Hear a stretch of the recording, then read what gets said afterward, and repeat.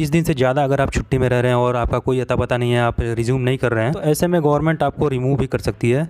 Rule 10 के तहत आपके खिलाफ कार्रवाई भी हो सकती है। नमस्कार दोस्तों, ग्रामीण डाक सेवकों को छुट्टियां मिलती हैं या नहीं, अगर मिलती हैं तो कितनी मिलती है, इसके बदले सैलरी काट दी जाती है या सैलरी भी उतनी मिलती है जितनी ड्यूटी करने पर मिलती है। व्हाट्सएप ग्रुप में भी इसको लेकर मैसेजेस थे। स्पेशली जितने जीडीएस आजकल न्यूली अपॉइंट हो रहे हैं उनको इसको लेकर ज़्यादा कंफ्यूजन है। और एक जीडीएस ऑफिशियल का कॉल आया था मुझे और वो बोल रहे थे कि उन्होंने यूट्यूब वीडियोज़ में जीडीएस के छुट्टी को लेकर देखा कि छुट्टी के पीरियड का सैलरी नहीं मिलता है, और कुछ सीनियर स्टाफ से पूछने पर भी उन्हें बताया गया कि जीडीएस को कोई छुट्टी वुट्टी नहीं मिलती है। तो दोस्तों आपको तो पता ही है कि मैं ऑफिशियल सर्कुलर के साथ हर वीडियो में आपके साथ होता हूं ताकि आपको क्लियरली सब कुछ समझा सकूं। जो जेन्युइन ऑर्डर आता है डिपार्टमेंट या गवर्नमेंट का, उसी के बारे में मैं आपसे शेयर करता हूं। और आज मैं जीडीएस के लीव को लेकर जो भी कन्फ्यूजन है उसको पूरी तरह से दूर कर दूंगा। एक एक पॉइंट आपको समझाऊंगा। इस वीडियो को पूरा देखने के बाद आप अपने किसी भी स्टाफ को जीडीएस के लीव के बारे में समझा पाएंगे। ये बिल्कुल ऑफिशियल है, इसको आप ध्यान से देखिए। GDS conduct and engagement rule का रूल नंबर 7 जो है, आप देख सकते हैं,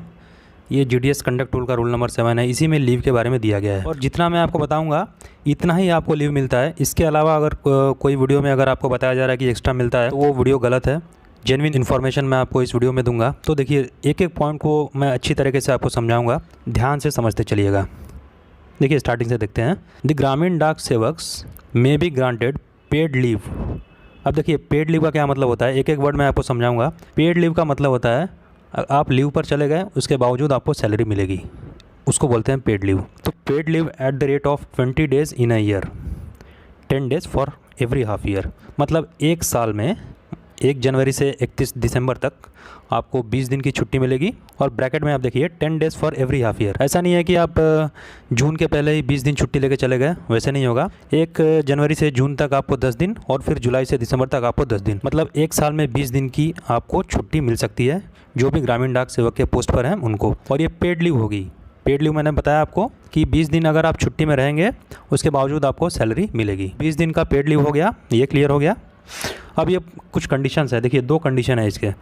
अगर आप 10 दिन की छुट्टी लेकर गए और 10 दिन से भी ज़्यादा आप समय बिता रहे हैं तो इस केस में आपको फिर दोबारा छुट्टी नहीं दी जाएगी। देखिए यहाँ पर, where a sevak fails to resume duty on the expiry of the maximum period of leave admissible and granted to him her. तो जितनी छुट्टी आपके लिए ग्रांट हुई है उतनी ही छुट्टी आप लें और उसके बाद आप ड्यूटी रिज्यूम करें।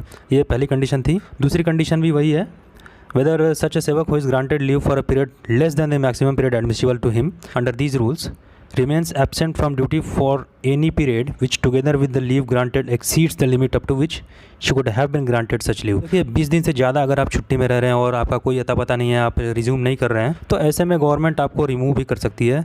रूल 10 के तहत आपके खिलाफ कार्रवाई भी हो सकती है। देखिए, लेकिन ऐसा अमूमन होता नहीं है। बहुत रेयर केस में ऐसा होता है कि कोई छुट्टी में गया और फिर वो वापस नहीं आया। तो 20 दिन का पेड लीव आपको मिलेगा, ये क्लियर हो गया। अब देखिए 7A में देखिए, इमरजेंसी लीव का भी प्रोविज़न है जीडीएस के लिए। इसको थोड़ा समझते हैं। ग्रामीण डाक sevaks shall be entitled for the emergency leave for a maximum of 5 days in A calendar year. देखिए, कैलेंडर ईयर का मतलब होता है 1 जनवरी से लेके 31 दिसंबर तक, और फाइनेंशियल ईयर का मतलब होता है 1 अप्रैल से लेके 31 मार्च तक। तो यहाँ पर कैलेंडर ईयर में 5 दिन का इमरजेंसी लीव आपको मिलेगा, मतलब जनवरी से लेकर दिसंबर तक 5 दिन का इमरजेंसी लीव एक ग्रामीण डाक सेवक को मिलता है। देखिए, मैंने अभी पेड लीव के बारे में आपको 20 दिन का बताया, 20 दिन साल में, और 5 दिन इमरजेंसी लीव साल में, टोटल 25 डेज़ हो गया। अब देखिए, maternity leave for female GDS.